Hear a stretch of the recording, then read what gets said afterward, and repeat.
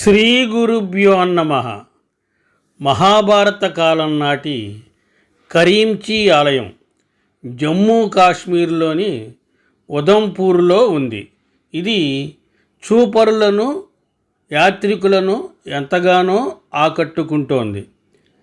ఈ దేవాలయాన్ని చూసేందుకు భక్తులు భారీ సంఖ్యలో వస్తూ ఉంటారు. మహాభారత కాలంలో పాండవులు ఇదే గుడి వద్ద బస చేశారని ప్రజలు భక్తులు నమ్ముతారు. వారే ఈ ఆలయాన్ని నిర్మించారని చెబుతూ ఉంటారు.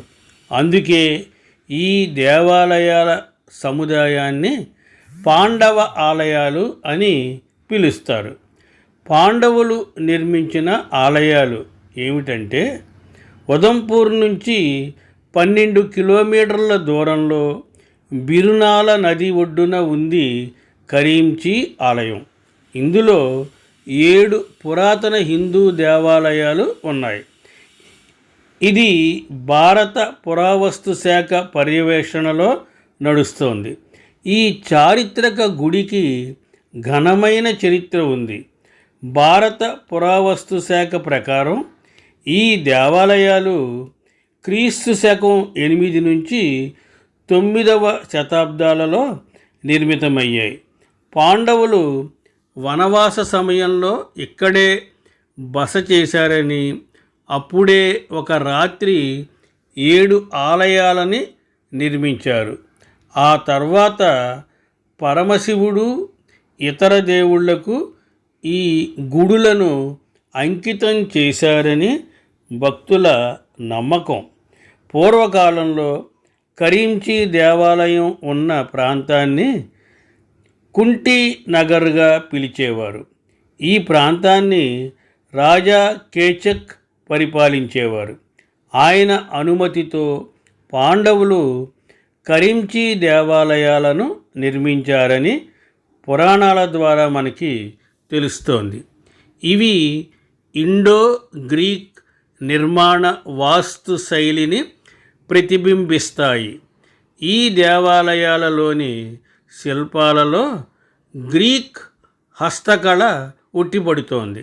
భారత పురావస్తు శాఖ పర్యవేక్షణలో ఉన్న ఈ ఆలయాలని భక్తులు పర్యాటకులు భారీగా తరలి వచ్చి చూస్తూ ఉంటారు. అయితే ఇక్కడ సరైన సౌకర్యాలు లేవని స్థానికులు ఆరోపిస్తున్నారు. ఈ ముఖ్యమైన సాంస్కృతిక వారసత్వాన్ని పర్యాటకంగా అభివృద్ధి చేయాలని ప్రభుత్వాన్ని కోరుతున్నారు.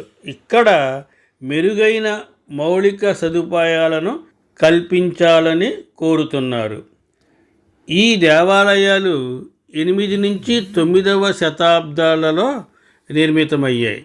శివుడు, విష్ణువు, గణేశుడు నుంచి తమకు లభించిన ఆశీర్వాదానికి కృతజ్ఞతగా పాండవులు ఈ ఆలయాన్ని నిర్మించి వారికే అంకితం చేశారు.